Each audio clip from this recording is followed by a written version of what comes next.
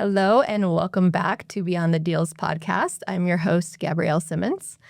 And today I have Sierra Morphet with me with Loan House. Thank you for being here today. Yeah, thank you for having me.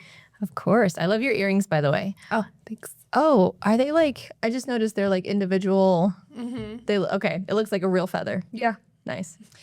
Anyways, I want to mention our sponsor real quick, Builders Outlet. Builders Outlet is your go-to for windows, doors, cabinets, and trim. They're located here in Denver, Colorado, right by the stadium. And you can check them out by going to buildersoutletco.com. Mention Real Estate Dealmakers and get a super cool discount.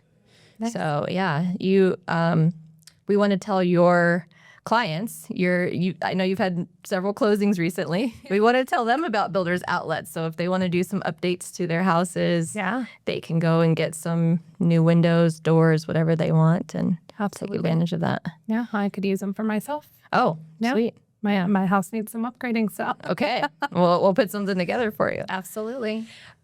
Sierra, tell us what you do with Loan House, and then we'll get into what I think is super exciting. I won't get into it yet, but we'll get into some other things. Tell us what you do at Loan House. Yeah, so I'm an in-production branch manager. So I'm a mortgage broker.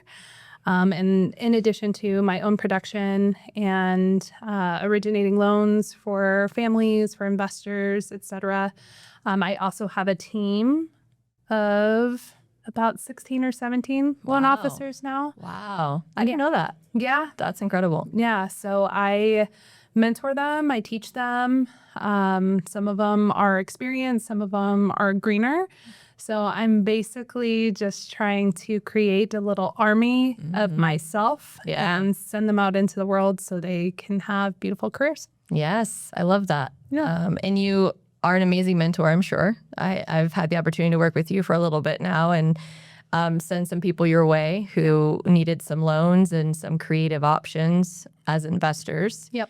And I know that you're just stellar. You're quick. You're no nonsense, cut and dry. And I love that about you. Thank you. Yeah. And so do you enjoy that, the mentorship part of what you do? Because that's not super common. I know lots of mortgage agents and brokers, not very many who lead a team. Yeah.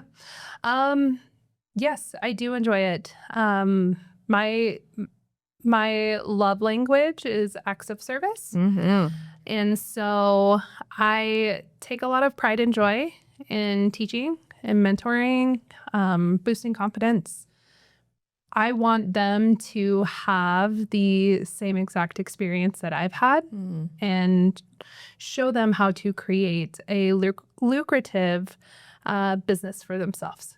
Yeah, that's awesome. Yeah. Because as a mortgage broker, like you're working for yourself. You're working under a company, right? Loan House. Yep. But it's your business, self-driven. Yep. However many clients you close a month is based on you. Yep. And that's tough for a lot of people. Yeah, it can be. You have to be super self-motivated in this business. Yeah. How long have you been doing this? This upcoming January will be the start of my 4th year. Nice. Heck yeah. Yeah. And so you had a recent accomplishment that I would love for you to share with us. I did. Thank you. So the month of October, last month, was my PR. So it was my best month as far as units closed. Loan amount, it wasn't my best month loan amount wise, but unit wise, it was. Yeah. So I had 5 closings last month. Yeah. Yeah. And 3 of those were purchases. 2 of them were refis. Amazing. Yeah. Amazing. I love that. That's huge. And I saw you post that and I saw like several people just like 5, like what? Holy crap. And I love to see it. You deserve it. Thank you. Because you take great care of everybody who comes your way. And Thank you. yeah, absolutely. You are one of our verified members with Real Estate Dealmakers. Yep. And I love that you trusted. I mean, you came in fairly early when we were building this out, you and DeLorne. And you guys trusted what we were doing and believed in, the power of this community that we're building, and Yeah. everything that you've done since you've been a part of it has really just added to the value of what we're doing. So thank you for You're that, very welcome. first of all. Yeah. Thank you for having me. Yeah. Yeah. And I've tried to bring a couple deals your way, and then these commercial deals, man, like they're so tough. They are. But I do have, it's worth mentioning that out of the 5 last month, 2 of those were from you. Oh, yeah. Good. So it's a pretty great track record so far. Yeah, that's good. And many more to come, Yes. I'm sure. Tell us a little bit about what got you into this business. So, and prior to 4 years ago, what were you doing? Yeah. So before I became a loan officer, I was a stay-at-home mom for 7 years. Wow. That's a blessing. It is definitely one of the highlights of my life. And I'm so thankful that I had the opportunity to stay at home with my kids. Yeah. They never saw the inside of a daycare, never really had to juggle work and stay at home with them. So that's what I was doing prior to mortgages. Now, coming into this, I really came in blindfolded, which now that we're kind of talking about it, maybe that's the best of things that happened in my life is I just kind of jump in blindfolded. But no, I had a friend who was a loan officer, and he used to work with my husband. And we were just talking. I'm like, what do you do for a living? Like, what is this all about? And he was very vague on what that looked like. And he just told me, he's like, I think you should just be really good at it. And so I got licensed. And shortly after my youngest son went to kindergarten, he started full-time kindergarten. I just jumped right in and started. Wow. And what did that look like? Because again, like you don't necessarily have to go to an office. You don't have to clock in or anything. So you go from being a stay-at-home mom to starting your own business and trying to find clients. Yeah. Right. So what did that look like? How did you start looking for clients? Yeah. So coming into this, I had no network.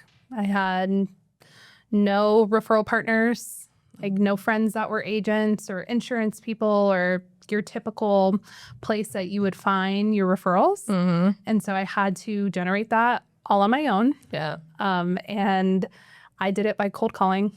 Oh. Yeah. So for 11 months straight, I made 30 to 35 cold calls to referral partners Monday through Friday. Wow. Yeah. 30 to 35 calls a day? A day. Wow. Yep. And then eventually landed some referral partners that were agents? Yeah. So majority of my business comes from real estate agents. Okay. So just cold calling them out of the blue, trying to get them to meet with me. Some did, some didn't, which is the reason for the volume, right? You want to increase that volume because not everyone's going to tell you yes. Right. Despite what your brain might think that they might tell you yes, they're not going to. So I just did that for 11 months and fast forward 3 years later, and I'm still eating the fruit from those calls in year 1. Heck yeah. Yeah. Because you built this pipeline. You built the start, at least, of a relationship, right? And then I imagine some of those relationships you've been able to build rapport. Yeah. Even if you're not staying in contact every day or have even done any deals together, these people are like, oh, yeah, I know about you. Oh, yeah, I've seen you at this event. Oh, yeah, like, that's right. And you've been doing this for a while, too. So that also attracts people like, oh, okay, you didn't go get your license and do this for 6 months and then decide that it was too hard and quit. Right. Yeah. So I love that. I love that you said that you're still eating the fruits of your labor from 4 years ago. Yeah. Yeah, I am. Yeah. And I don't know how much you know about my background, but in wholesaling, like I've never enjoyed cold calling. I have done very little. Of all the cold callers all the wholesalers I know, I have done the least amount of cold calling of any of them. Yeah. Because I really genuinely hate it. It's not for everyone. And I don't think I necessarily enjoyed it at all. I was terrified. Like the first time I picked up the phone, I was literally shaking and sweating. And I think I lost all the color in my face. But I just knew it was necessary to start, right? And so not that I love cold calling, but I definitely just got used to it over time. Yeah. And so that was your primary thing, right? That's how you, okay. Yep. And I love that too, because what a lot of us do, especially when we're getting into business, especially when we're trying to figure out how do I make the most in the shortest amount of time with the least amount of stress that it puts on us to cold call. A lot of us start to explore other avenues, right? And I love that you stuck to cold calling. I also had some experience in the beginning of my wholesaling experience of like, all right, let me do a little cold calling, figured out I hated it, did not push myself to like stay in it. I literally have probably made 30 cold calls ever in my whole 6 years of real estate. But then I'm like, oh, I can do mailers. So I started doing mailers, right? Sending out directly to potentially motivated sellers. Oh, I can do bandit signs. Oh, I can do texting. Oh, I can go to every networking event there is under the sun. And eventually I found that the networking was my thing, the networking and texting. And sticking to it. And then once you learn the power of sticking to it, you're able to teach the others who come in and they're, all over the place, shiny object syndrome, like, oh, well, I can utilize this AI and I can do that. And like, right? Like there's so many options of how you can potentially find clients. Sure. But yeah, like being able to teach them like, hey guys, this is what I did. I did cold calling and I stuck to it. And it has worked out. Wow. I love that that's how you found your success in it. Yeah. And I still do it from time to time. It's not an everyday thing anymore. There's no really need for it, but I do still find the value in meeting new people still. So I actually teach a cold calling 101 class to my team. Nice. Or my company, actually, I should say. And I do that probably once a quarter or so. Okay. And so it's a 3-day course, just an hour a day. But on the third day, I get into the mud with them. And it's like, I would never tell them, this is what I did, go have fun. Like, we're in this together. So every time I teach that course, we will all just kind of sit with our cameras on mute and we're all on like a Google Meet. And we will make the cold calls. And the last time I did this, I found one of my most fruitful relationships to date. Wow. And it happened so fast, and it was just because of a cold call. So I don't do it every day, but I'm still getting in there and rocking it out. Yeah. Do you still get nervous and sweaty? Yep. Right. Me too. If I had to do a cold call today, I would be nervous and sweaty and probably stumble over my words. And it makes no sense because it's like I know what I'm talking about at this point, but yeah, it's nerve-wracking. It is to have those calls. Yep. Yeah. So prior to being a stay-at-home mom, what did you take us all the way back? Where did you grow up? Yeah. And what did your life look like? How do you feel? So it's a 2-part question. How do you feel your life over time helped you be a successful business owner today? No, that's a great question.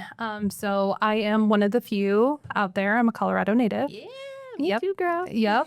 And I am from the beautiful Colorado Springs. So I grew up there, went to high school there.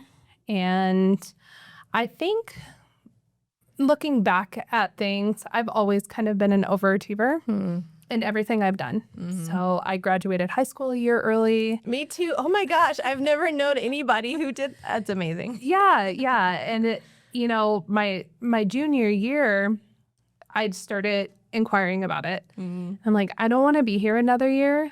I think I could just take extra courses, take extra classes, and just knock this out. Yeah.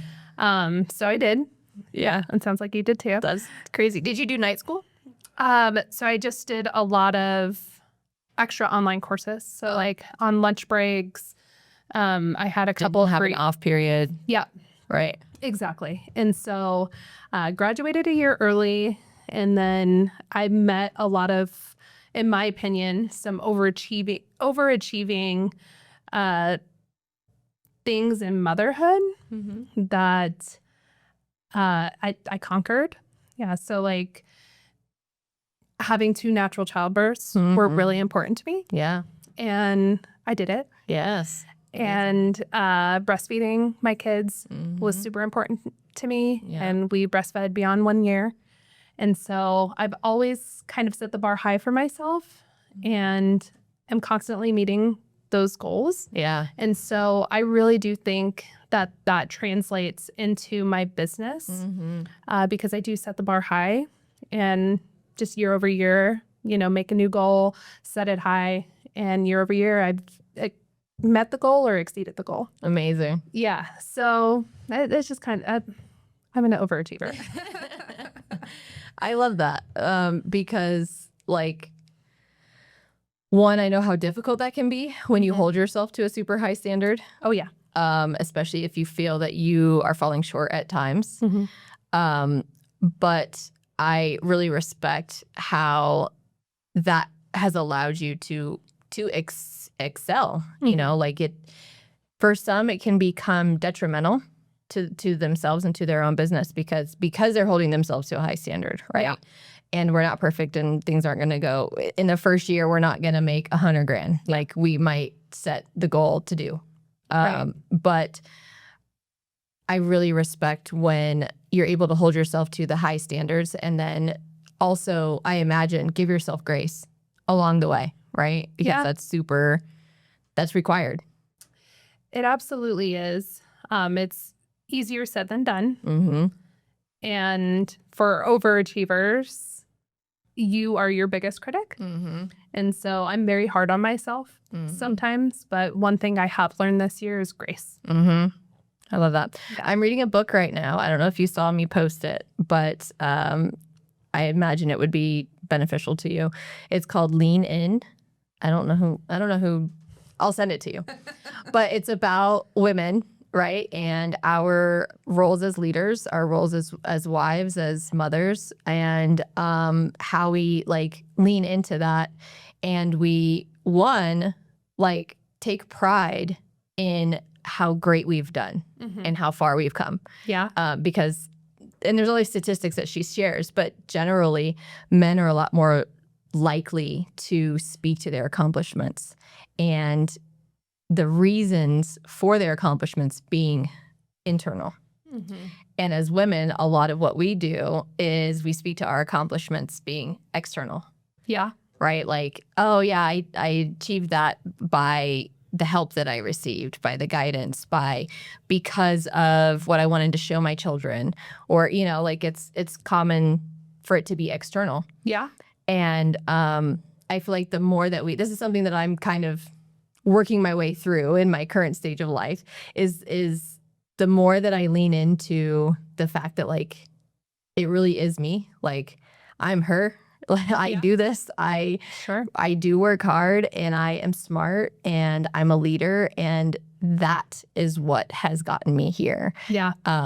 As much as I can be grateful for the external factors. Sure. The fact that I'm self-motivated, the fact that I want to be an overachiever, I want to do better than I did yesterday and last year is what allows me to keep climbing. Yeah. And so I'll share that book with you because I'm sure you would love it. Please do. Because I have that same mentality. I feel like I think and appreciate and acknowledge the external factor. So I think I could benefit from that. Yeah, no doubt.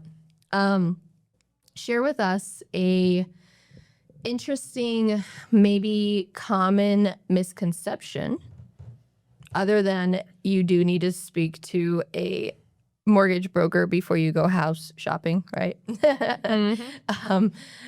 Tell us something that's like a common misconception when it comes to somebody wanting to get a loan for a property, any type of property. Sure.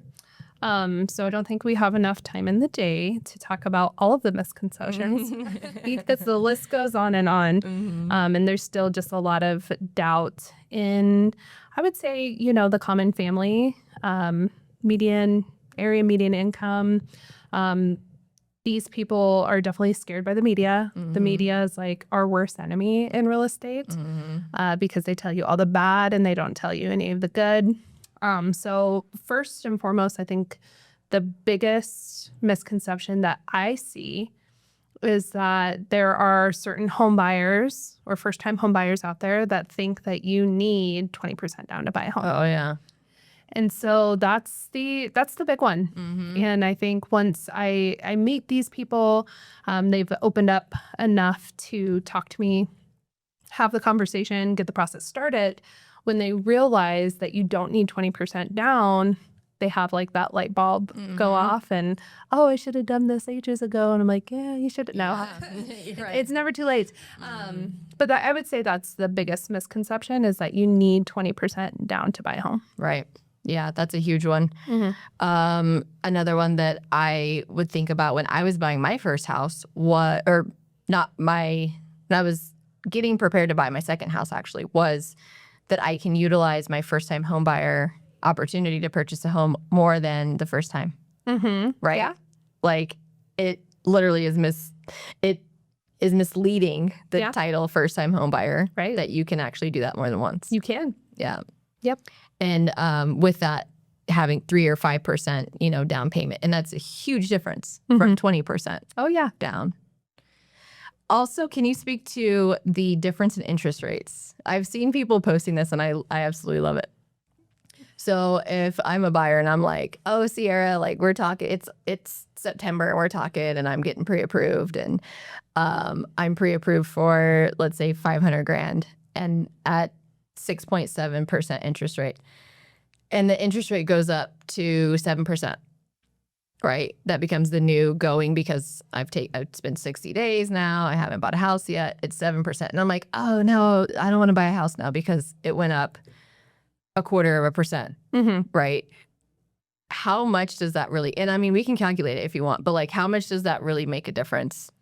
Yeah, so 0.25%, I mean, there will be an increase in a payment, right? Right. Well, let me back up a little bit. So one, always work with a broker like myself because our interest rates are phenomenal. They beat your local banks, your credit unions, your retail lenders. Brokers can broker out to multiple banks. We don't owe our loans to one specific bank. Right. So we can shop rate. So you get your best interest rate there. So I have to say that part because it's super important. But the 0.25%, yes, does it raise the payment? It does. Is it so significant that you would maybe not buy the home? Not in my opinion. Right. There's still more value in purchasing the home. It's going to appreciate year over year, especially here in Colorado. Right. We're on the uptrend. So definitely so much more value in taking the rate and purchasing a home. And I know it's super cliche to say, it's not my favorite thing to say, but date the rate, marry the house. Date the rate. Oh, yeah, because you can refinance later. Yeah. And later, right, like we don't know when that's going to be. We don't know. We have ideas, and there are economists who are way more experienced in this space than we are who can tell us what their projections are of where things are going to go.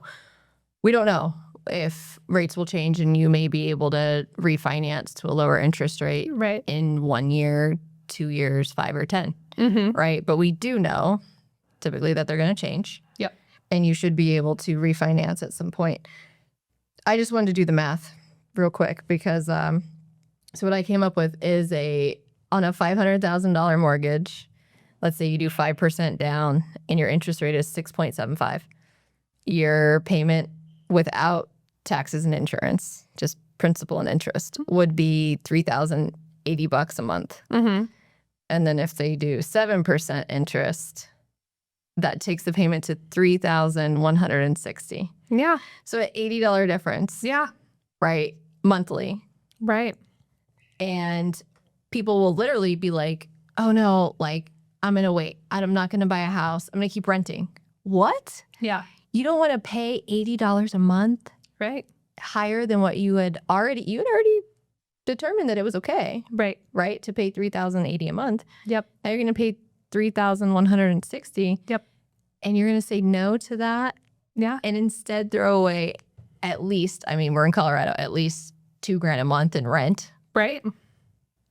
Well, then Wild. appreciation too. Yeah. So I don't know if you want to grab your calculator. Sure. So if we had that increase in rate, right? Mm-hmm.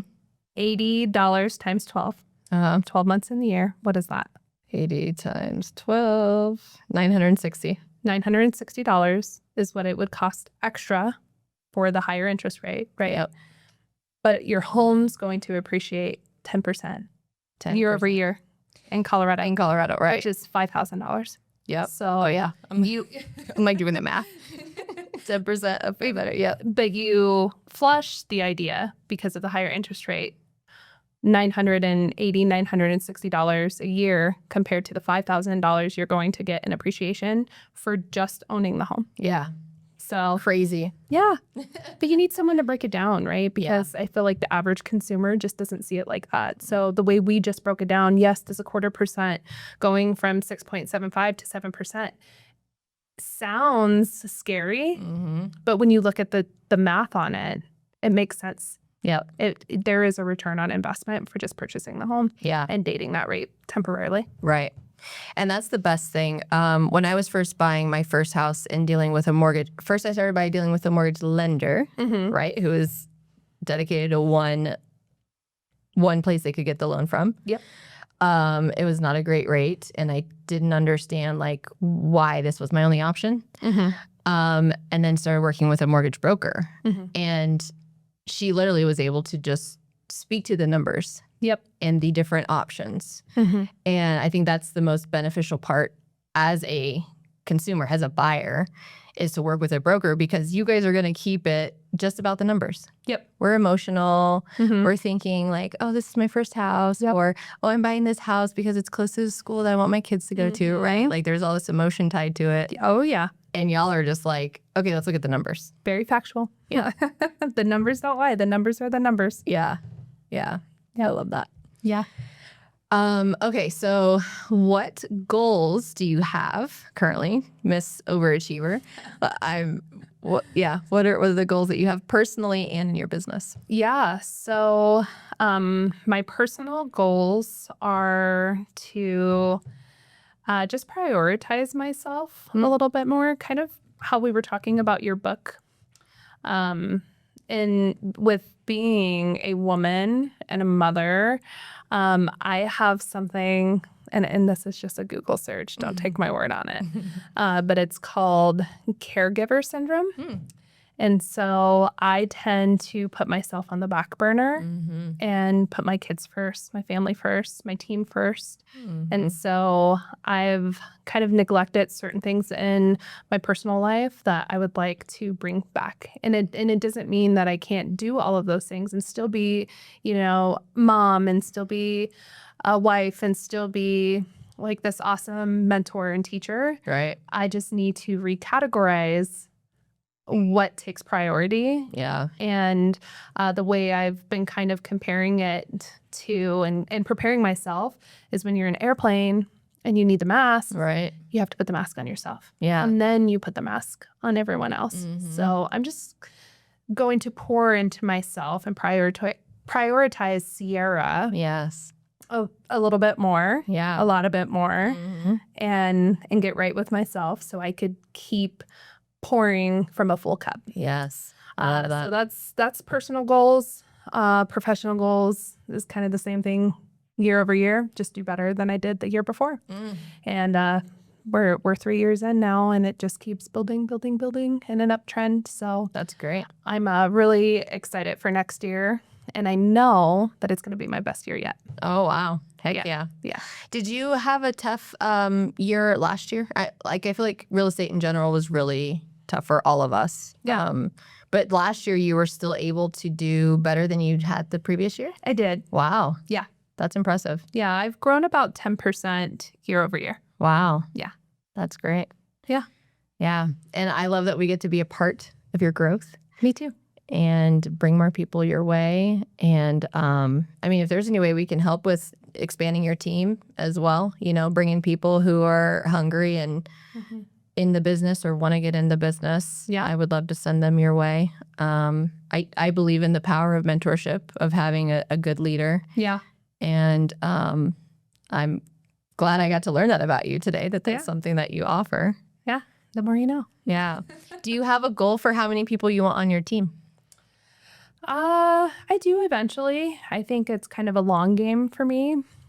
So I think I share the same goal with mostly everyone probably on the planet, that I don't want to work the rest of my life. Right. So I definitely see the value in building like a very large team.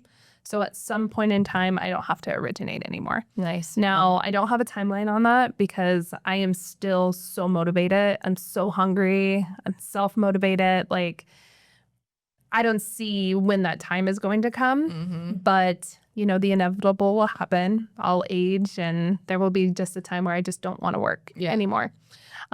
So to put a number on it, I haven't done the logistics of it, but I know that it would probably have to be pretty high up there to walk away from what I'm doing now and just be the point of contact for leadership, mentorship, help, putting out fires, whatever that looks like, and not have to originate anymore.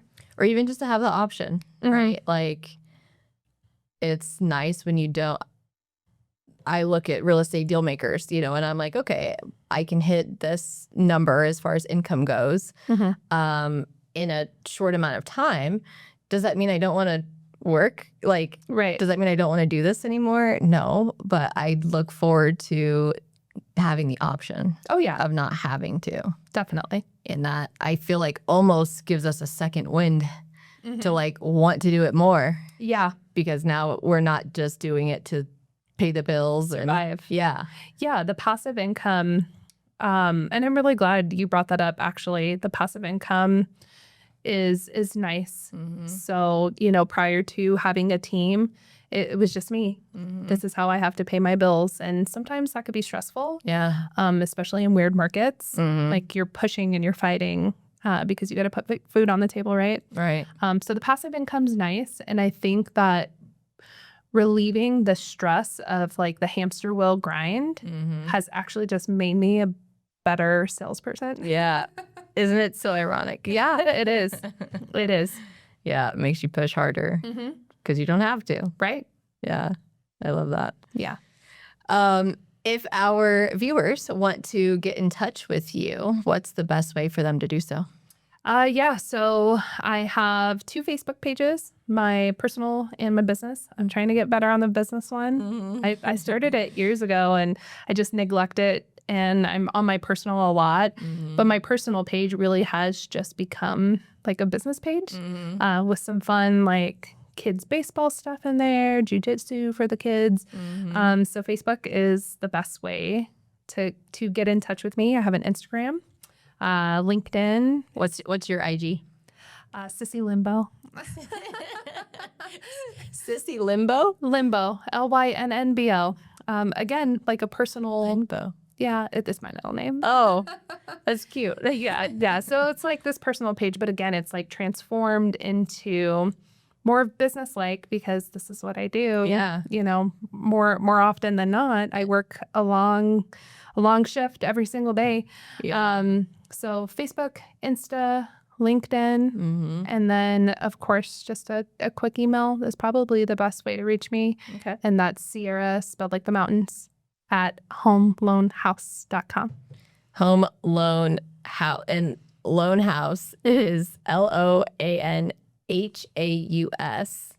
Yes, Haus. Like the German pronunciation of it. Haus, HAUS.com. Yeah. Yep. Thank you.